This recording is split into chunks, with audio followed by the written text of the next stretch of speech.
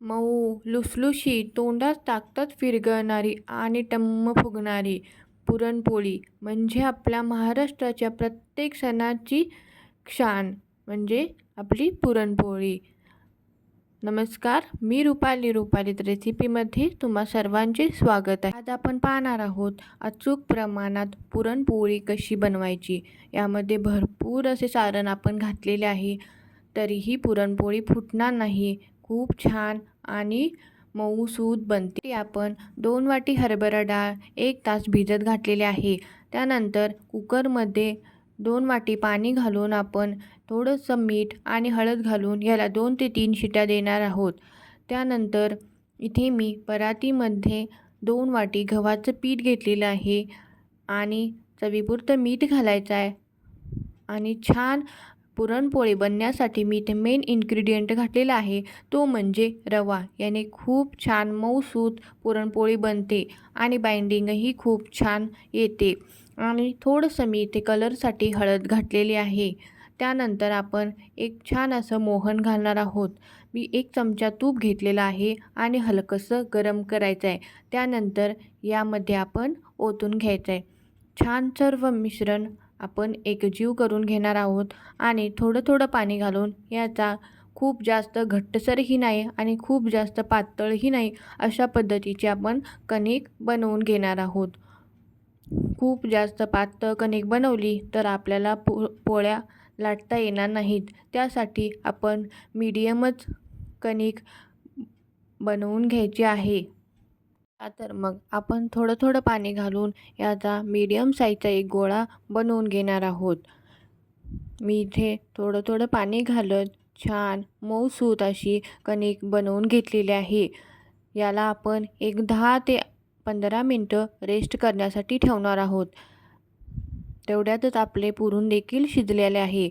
मऊसूत असे पुरण आपले झालेलं आहे.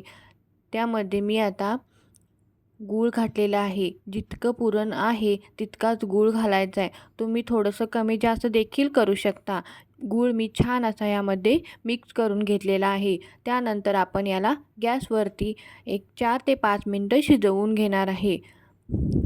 गूळ छान वितळलेला आहे. अशा पद्धतीने गूळ छान वितळला की आपण याला पुन्हा एक 2 ते 3 मिनटं छान शिजवून घेणार आहोत, जेणेकरून आपलं पुरण जे आहे छान असं घट्ट होईल. त्यानंतर चवीसाठी मी इथं वेलदोड्याची पावडर आणि जायफळ घातलेलं आहे. तुम्ही जायफळ किंवा वेलदोडं दोन्हीपैकी एक देखील घालू शकता. थोडंसं गरम असतानाच आपण हे पुरण छान चाळणीमध्ये अशा पद्धतीने वाटून घेणार आहोत.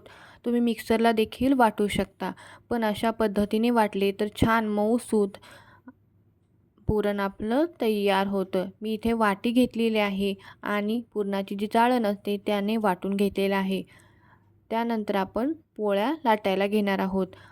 व्हिडिओमध्ये दाखवल्याप्रमाणे आपण अशी वाटी पहिल्यांदा तयार करून घेणार आहोत.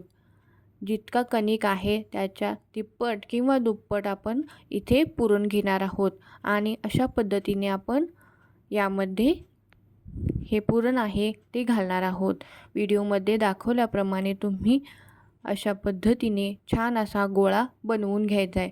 हलकं हलकं प्रेस करत आपण यामध्ये पुरण घालणार आहोत. भरपूर असे पुरण घालायचं आहे आणि पोळी आहे ती आपली खूप छान टेस्टी लागते आणि भरपूर पुरण असल्यामुळे खायलाही अगदी चविष्ट लागते. अशा पद्धतीने मी छान असा गोळा करून घेतलेला आहे. वरचं जे एक्स्ट्राची कणिक असते ती आपण काढून देखील टाकू शकतो, पण इथे छान खूप जास्त कणिक नाही झालेली आहे, त्यामुळे मी इथे त्याला दाब देऊन गोळा बनवून घेतलेला आहे. त्यानंतर आपण याला थोडीशी कोरडं पीठ लावायचं आहे आणि अलगद हाताने याला दाब द्यायचा आहे. छान हलकंसं आपण प्रेस करत करत एक छोटासा पोळी आपण बनवून घ्यायची आहे. त्यानंतर आपण लाटण्याने याला हळूहळू लाटत छान आपल्या आवडीची जितकी साईज तुम्हाला हवी आहे त्या पद्धतीने आपण ही पोळी लाटून घेणार आहोत.